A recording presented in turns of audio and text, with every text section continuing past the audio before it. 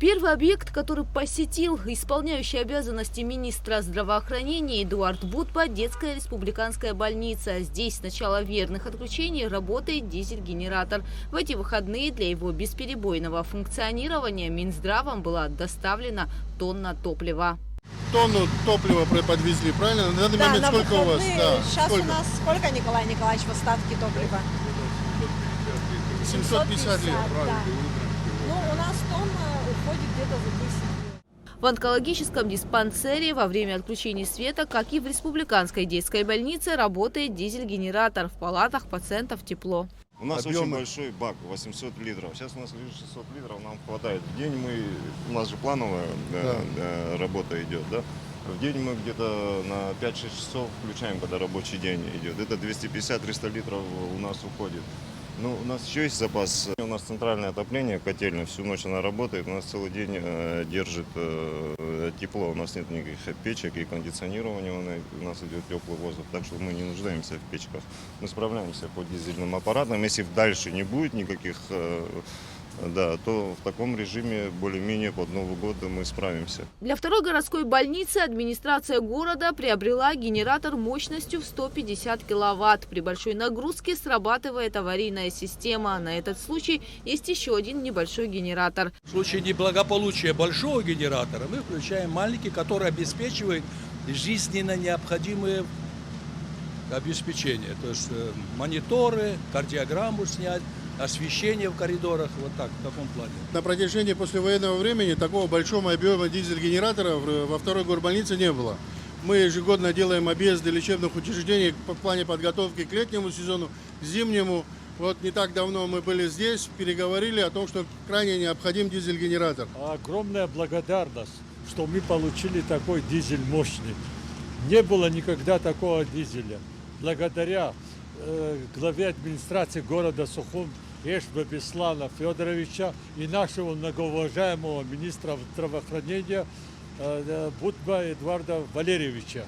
Несколько дней назад на территории туберкулезного диспансера и республиканской психбольницы на линии электропередачи упал большой эвкалипт. На место оперативно приехала аварийная служба Черноморэнерго.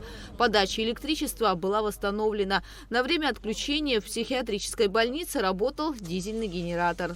Также на время туберкулезный диспансер и республиканская психбольница остались без воды из-за отключения насосов. В медучреждение были доставлены большие цистерны для питьевой воды и запасов топлива. В оперативном порядке при содействии Минздрава республики были решены проблемы. Были приобретены цистерны для питьевой воды и для запаса топлива для бесперебойной работы дизель-генератора. Так что на настоящий момент больница работает в штатном режиме. В ходе инспекционной поездки по столичным медучреждениям Эдуард Будба посетил инфекционную Сухумскую больницу. Сегодня на лечении в медучреждении находится 20 человек. В палатах тепло, работает генератор. Генератор работает штатно, все обслужено. Слава богу, город нам выделяет достаточное количество топлива. По мере возможности, если есть такая возможность, то мы экономим, стараемся тоже почасовые включения делать, но лаборатория и все службы работают в штатном режиме. Ночью свет и так есть, днем он тоже мы включаем. Вот сейчас лаборатория запущена. В республиканской больнице и роддоме 2 дизель-генератора. По словам сотрудников медучреждения, отсутствие света в больнице не ощущается. В родильном доме на сегодняшний день 15 новорожденных детей. Несмотря на обстановку в республике, в общем-то, все хорошо. Тепло, светло, и женщины накормлены. Женщины даже не хотят выписываться домой. Максимально находятся в отделении, чтобы деткам было тепло, чтобы им было хорошо. У нас прекрасные, комфортные условия. У нас также дополнительный запас топлива на 14 тонн. У нас есть своя машина, которая доставляет, мы недавно ее приобрели, которая доставляет топливо сюда к нам. Генераторы работают в исправном состоянии.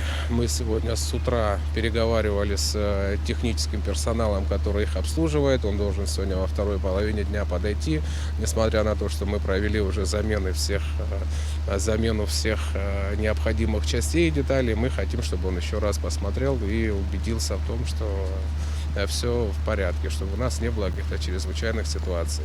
В случае какой-то внештатной ситуации, если один из этих генераторов выйдет из строя, у нас есть третий, который мы уже будем подключать к основным узлам и системам нашей больницы, такие как операционный блок, реанимация и родильное отделение. Не все, конечно, этажи сможем мы подключить к свету, но основные узлы мы сумеем питать с помощью вот этого третьего резервного генератора. Министр здравоохранения посетил и проверил на наличие дизель-генераторов все городские медучреждения, районные больницы, также обеспечены теплом и светом. Я лично получаю в круглосуточном режиме информацию о той или иной ситуации, которая происходит в районах. На данный момент все происходит штатно.